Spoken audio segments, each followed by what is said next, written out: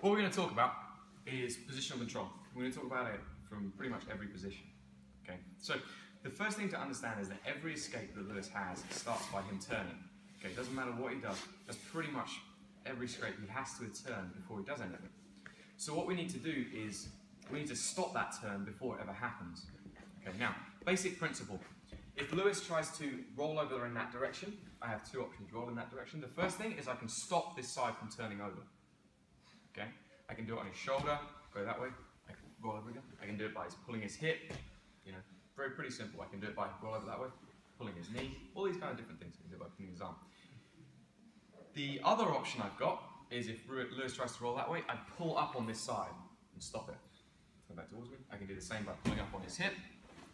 Okay, or I can keep his knee turned over, or I can keep his arm across. Make sense? Now, the same is true if he's going to go the other way. First thing, if he tries to turn towards me, I can pin this side, or I can pin his hip, or I can pin his knee. Okay? And the same, I can lift here. If he tries to turn towards me, I can lift. Okay, or lift, or lift. Does that make sense? That's basic positional control. So the way that we're going to work this, I want you guys to try and do it by using your body, by using like your feel. So we'll start in side control. I'm going to go here, and now all I'm going to do is like rest my weight on Lewis, and I'm not going to use my hands to control. Okay, I can use them to stop me face planting, but that's pretty much it. So when Lewis tries to move, tries to escape, I'm going to use my hips, my knees, just to focus on keeping him flat. He can bridge me off, he can try and get to his knees, he can do whatever he likes. Okay, but I'm just trying to keep him flat, not let him turn, and keep adjusting him. Make sense? Yeah, can you use your elbows and your knees to keep No. Focus on using your body as much as possible. So, like for example, if Lewis tries to turn this way, yeah, see how he's turning? Come back again. If he tries to turn that way, look, go turn. I sink my weight back.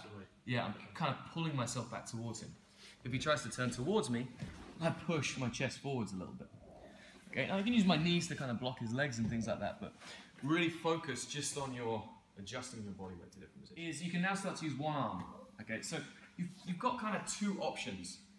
Okay, I can go for like the high arm or the bottom arm. Personally, I always used to go to the high arm because I thought, you know, I could cross face him, control his turn, and all that kind of stuff. Now I tend to go to this one. Okay, because this allows me, I can pinch here, like either against my knee or against my hip. Okay, and control this. This other arm can be completely free again. You know, if you really want to make it difficult on yourself, tuck it into your belt.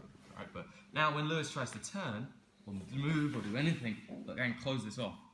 Okay, he keeps moving.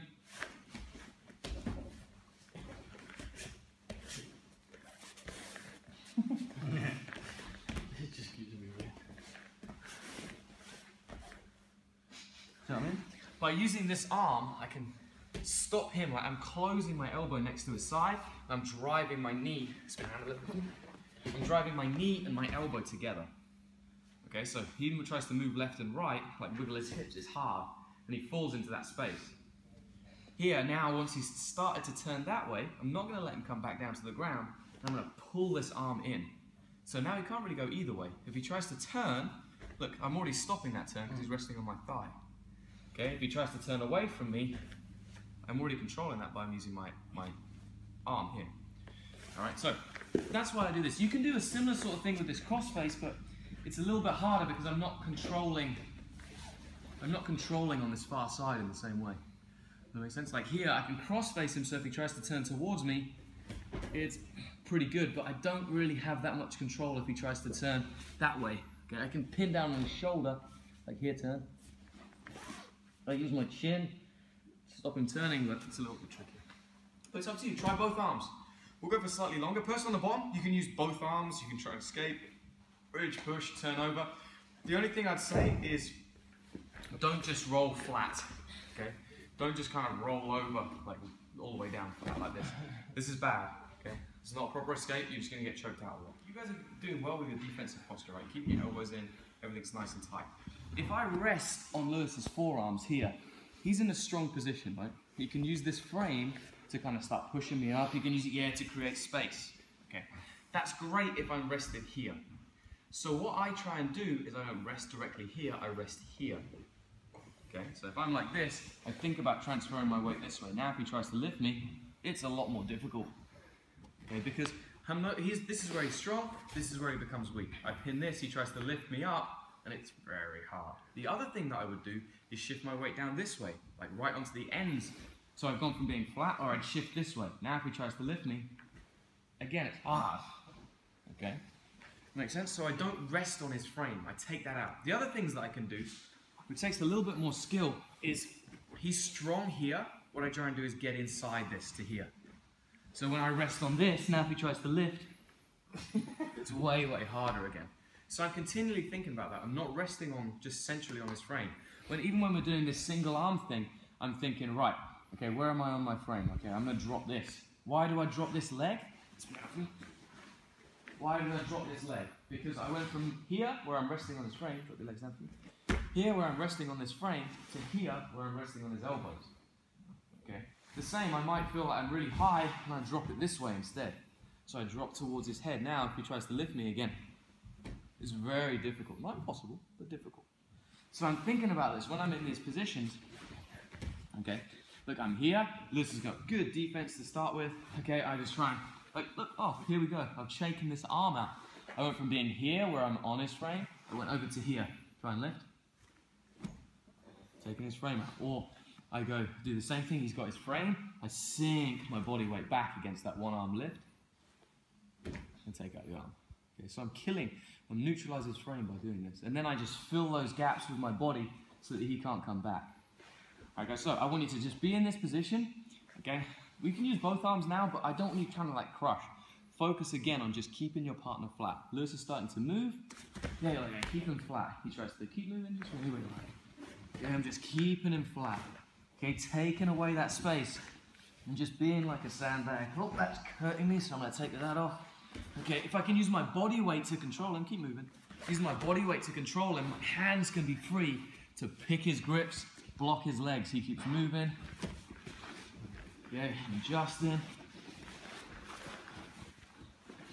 See what I mean? If I'm using my body weight to keep him flat, my hands, if he starts to push on me, just take it off. If he starts to try and catch up my leg, I just take it off. You make sense? Cool, I'm not just trying to squeeze him as tight as I can.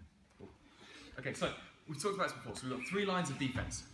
Okay, the first line, Lewis tries to turn, he turns towards me or away from me. I use my body weight to stop that. Okay. The second line, he starts to turn, let's say he turns towards me. Look, I'm using my body weight, he really insists, I start to switch my arms. Okay, put him back again. The final one, let's say that I'm against someone that's super, super strong. Like this, he could be trying to bridge me off. Like, yeah, go this way, this way. Yeah, he tries to bridge me off, I base out. I abandon my grips and I base out, then re-establish again. Okay, so I kind of almost let go of everything. I might hold on to something, but if he's trying to bridge me heavy, base as best as I can, and then reset the position. Okay. The second I do that, I will lose control of him. Okay, he's using a lot of energy.